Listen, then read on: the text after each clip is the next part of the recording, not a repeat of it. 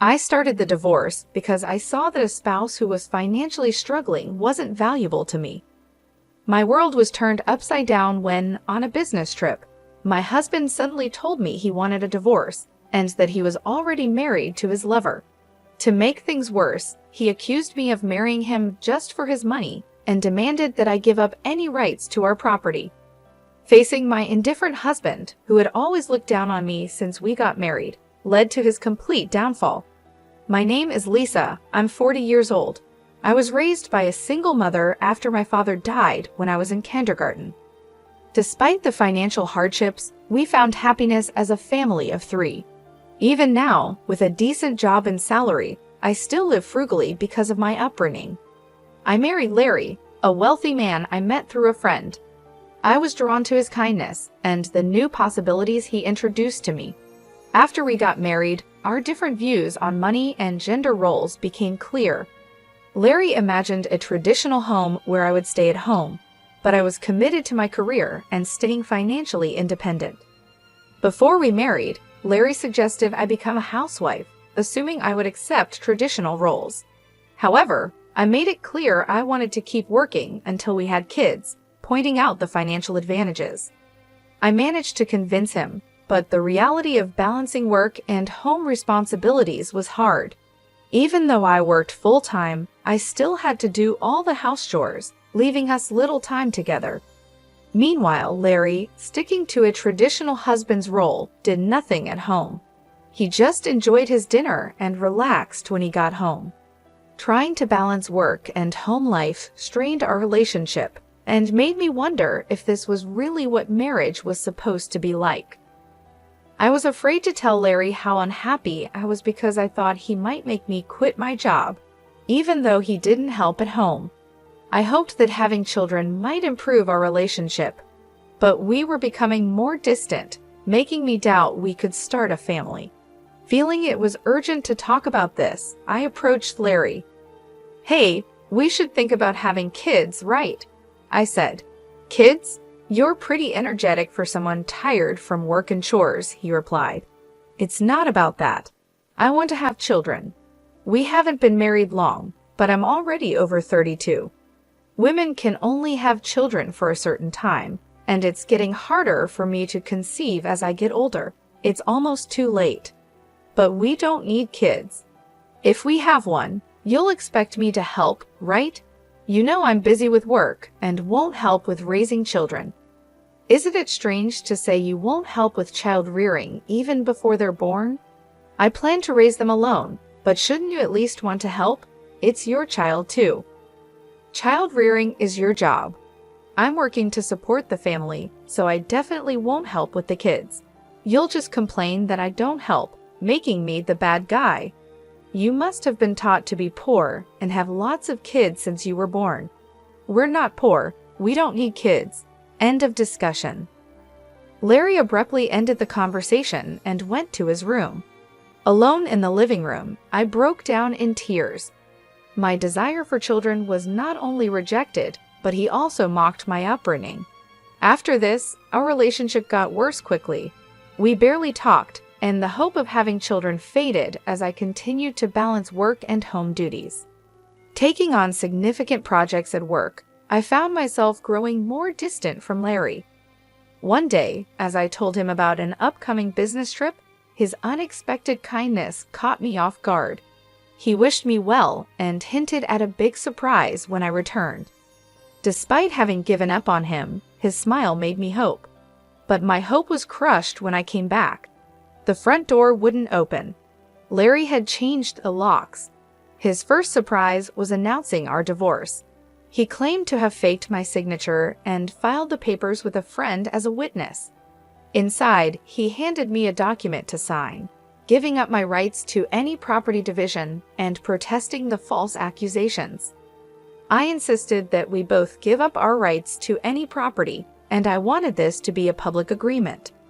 Larry stubbornly argued and revised the document on his computer, leading to a tense argument as I left the house. He kept mocking me for being poor and even thought about throwing out my things. A few days later, Larry called me in a panic. "What did you do?" he asked. I haven't done anything. Why are you panicking? I have many questions. First, I was told to leave the apartment. Oh, you were still living there. That's not allowed. It's a new month. You're trespassing. Trespassing? But it's my house. Are you okay? Did you forget it was a company apartment I rented? I was the leaseholder, so naturally, you can't live there anymore. That's ridiculous. How could you do this? I can't believe you didn't know. I'm not the one who should be accused here. Didn't I tell you that you can't just change the locks of a rental apartment? It's my house. I can change the locks if I want. Didn't you listen? It was my lease. And even if you were the leaseholder, the owner is the apartment manager. You can't change the locks without telling them. Is that so? Also, I ended the lease while you changed the locks. I was allowed to live there until this month. I was planning to return, but now you've unlawfully altered someone else's property, which could be criminal damage. Wait, why did you end it so early? Criminal damage? Is that why the police are at the front door now? I'm too scared to open it. Don't worry, it's probably not for trespassing or criminal damage. It's better to talk to them. Why do I know about the police? Because I reported you for filing the divorce papers yourself. It looks like you've committed crimes like forgery and fraudulent use of a document. Divorce papers can be filed by one person, but only with mutual agreement and personal signatures. Since you forged my signature and the witness, it's clearly a crime. Larry seemed unaware of his guilt. So the divorce papers you submitted are invalid, and your marriage with Laura can't happen either. How do you know about Laura? Did you think I knew nothing? I hired a private detective agency to investigate your affair with Laura. It was a busy time at work, and coordinating with the agency was tough. Plus, you even held a grand wedding ceremony. While I was supposedly on a business trip, I actually took time off work to do some research and prepare documents because I knew about Larry bringing Laura home. It would have been impossible to gather this evidence while working. After I told Larry everything, he was speechless and seemed quite upset, even over the phone. Then he pleaded with me, "Please don't tell Laura I'm divorced." Why would I? There's no such fact to tell. Really, thank you. Are you misunderstanding something? When did you become divorced? That fake divorce paper is invalid, remember? So legally, you're still my husband, not divorced. What? So since you cheated while still legally my husband, Laura needs to pay compensation. I sent the demand for compensation to her house yesterday by express delivery. She didn't know you were married, right? Then I can't withdraw the claim at this point. I knew Laura believed Larry was single, but I deliberately sent the compensation demand. Laura hasn't contacted me yet, so maybe she hasn't received the letter. It should arrive soon. Should you be on the phone with me when you also have to deal with the police? You're busy. I'll ignore the police. I won't be arrested. I'm going to Laura's house now to get the letter back before she or her family can accept it. He then hung up and probably went straight to Laura's house to wait for the postman at the front door. I knew it would be futile because the letter was sent as registered mail to Laura only. Even if he waited for the postman, he couldn't receive it. A few hours later, a disheartened Larry called me. According to him, there was an incident when the postman arrived. Finally, I'll take that envelope. Who are you? You don't live here, right? I'm practically a resident here since I'm married. I have the right to receive the mail. I see, but I can't give you this envelope. It's registered mail for Laura only. What? Give it to me? Absolutely not. If you're so eager, ask Laura for permission. What's going on here? Oh, Larry, what's all this noise? Laura, this is registered mail for you. This man insisted on taking it. Sorry for the disturbance. What's this? A demand for compensation? Larry, you were married? What's going on here? Sorry, it's just, she's an ex-wife from a long time ago. I was embarrassed to say I'm divorced. I'm sorry for keeping it a secret, but isn't it strange? We haven't been dating long, and suddenly there's a demand for compensation. If you were divorced before we started dating, there shouldn't be any problem, right? Well, my ex-wife is crazy. Maybe she's demanding compensation out of spite because I got married. That was the excuse he gave, but his lie was soon exposed. The envelope included a letter I wrote along with my contact information, so Laura called me directly. During that call, I told her about the affair, the invalid divorce, and that they had a wedding ceremony while he was still married to me. Although they had a wedding ceremony, they hadn't submitted the marriage registration yet. Larry wanted to submit it on April Fool's Day, so it was still pending.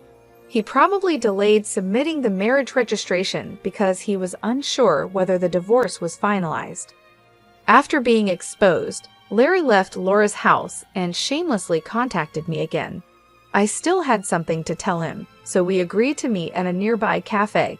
As soon as I arrived, Larry said, "Lisa, please withdraw the compensation claim. Let's pretend we've been separated for a long time and officially divorced now. I can apologize to Laura for being secretly divorced and maybe cover it up. Do you think I'm desperate to stay married to you? I was going to file for divorce anyway, but since you cheated, you'll pay compensation. Just trying to extort money from me, huh? Typical of the poor. You have such a poor heart," he said. "You're talking nonsense. Depending on my answer, everything can change. There's still an option where we don't divorce if I say no. You can't reject it, meaning you can't marry Laura and your marital status will be exposed. Fine, I'll pay the compensation. Just divorce me now. Sign here." Then, about property division. Property division? How much more do you want to take from me? Compensation should be enough. Remember, we agreed to waive property division, right? So let's make it official. All right, you're not as bad as I thought. Thank you. We then went to a public notary, made a public document for compensation and property division, and then to the city hall to submit the divorce papers, finalizing our divorce. Relieved, I exchanged final words with Larry. Glad we don't have to divide property. What are you saying? I'm the one who benefits from that. By the way, do you even have assets after paying me compensation? Laura will also claim damages. She mentioned charging you for the wedding expenses. That's impossible. I'm marrying Laura. She can't claim that we're divorced now, so there should be no problem. Still living in a fantasy, huh? You committed marriage fraud. You had a wedding while still married. Do you think Laura still believes you? Marriage fraud. That's ridiculous. Laura will believe me. Believe that if you want. I heard from Laura directly. Also, weren't the guests at your wedding paid actors? You still owe them, you know. You know about that. I haven't paid them yet. What does it matter to you? You could have just taken property division and been better off. That's what I wanted to tell you. Even if we had divided property, you would have benefited more. What are you talking about, poor woman? Your family is poor and you only make $230,000 a year, right? Even if you got a raise, it would be barely $30,000. You don't have any property. You keep calling me poor, so I thought you might be mistaken. Yes, my salary is indeed $145,000, but you know I work for a foreign company, right? It seems you have no interest in me, but I became a director of the American branch. It's not $145,000 per year, but per month. $170,000 per month, so that's an annual income of $2.5 million. You're still bad with numbers. How do you manage to keep a job? It's $2.5 million a year. $2.5 million? That can't be true. Of course, I haven't had the chance to spend such an amount, so I've been saving it for the future. The savings from before our marriage aren't part of the property division, but there's still a considerable amount since our marriage. So I could have received half of that in the property division. You were my wife after all. I'll get the divorce papers corrected. Are you okay? After all the contempt, You think I'd gladly undo the divorce if you have that much money? You don't need to claim compensation, right? It's just a small amount for you. He who laughs at 1 cent will weep for 1 cent. This compensation is for the mental anguish you caused me. I'd like to claim more, honestly. And since we've made it official, make sure to pay it, even in installments. I'll be penniless. Also, don't go back to that apartment. Your belongings should have been moved to your parents' house by now. You thought I had few belongings, but that was because I had already moved most of them. Were you that indifferent to me? I can have so little, so I have to go back to my parents' house. They don't know anything yet, do they? Let me explain. Don't say anything. I already told them everything. It's only fair to explain why we're divorcing. Oh, and your father said never to step over our threshold again, so I have nowhere to go. He collapsed and I left the cafe. Later, I heard he caused trouble at the police station. Despite my advice, he went back to the apartment. He just sat there aimlessly in the empty apartment until the manager called the police, and he was taken away. I'm not sure if it was for obstructing public duties, trespassing, or the falsified divorce papers. Eventually, his parents took responsibility for him. After talking with me and learning about Laura, they decided that apologizing and paying damages to Laura's family came first. They went to Laura's house to apologize, kneeling in front of her family. They settled everything without pressing charges for marriage fraud, even paying for the wedding expenses. I had expected them to sue, so it was disappointing they didn't. I decided to pursue legal action against him for forging the divorce papers. Larry offered a settlement, but I didn't withdraw the lawsuit. I didn't want him to think everything could be solved with money. I wanted him to be convicted and understand the gravity of his actions, even if it cost time and money. I left everything to my lawyer, so it wasn't too burdensome for me. Even though it took time, Larry, exposed for his actions and the marriage fraud, couldn't stay at his company anymore. After being detained by the police and subsequently absent without leave, he was eventually fired. He ended up living at his parents' home, working all day at a relative's construction company. His father took all his earnings, leaving him with no income. I thought his parents wouldn't abandon him, but they were stricter than I expected. They paid my compensation and Laura's compensation, planning to make him work hard until he repaid everything. He lived in a shed-like place with no electricity, receiving only $10 per day for food, deducted from his salary. They planned to kick him out once he'd repaid everything, a harsh fate. After years of hard work, I was offered a position at the head office abroad, so I moved overseas after the divorce was finalized. I worried that Larry might come to me for help or harbor resentment, but moving abroad alleviated those concerns. Initially, I thought work would be my sole companion for a while, but life took an unexpected turn. I soon found myself in a new relationship. I am now dating a foreign executive at our head office. Things have progressed quickly and I'm pregnant with plans to marry soon. I shared everything about my past and my ex-husband with him, and he's been incredibly understanding and supportive. We've discussed our future together in depth. I'll be taking maternity leave soon, and we've planned for me to return to work afterward.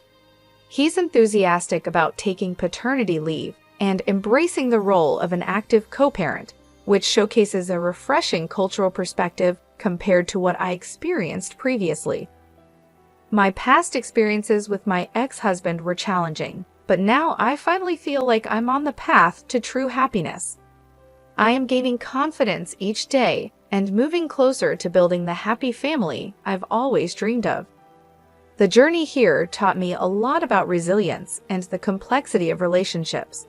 Many people endure suffering due to selfish partners, and while divorce isn't always the preferred solution, enduring in silence is certainly not a virtue.